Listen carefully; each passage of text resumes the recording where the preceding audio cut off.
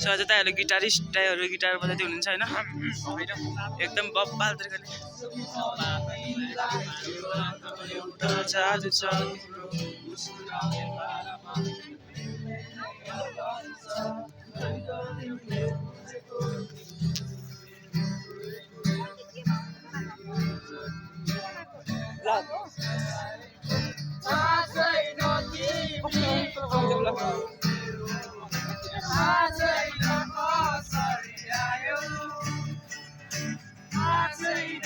जान त बिचारा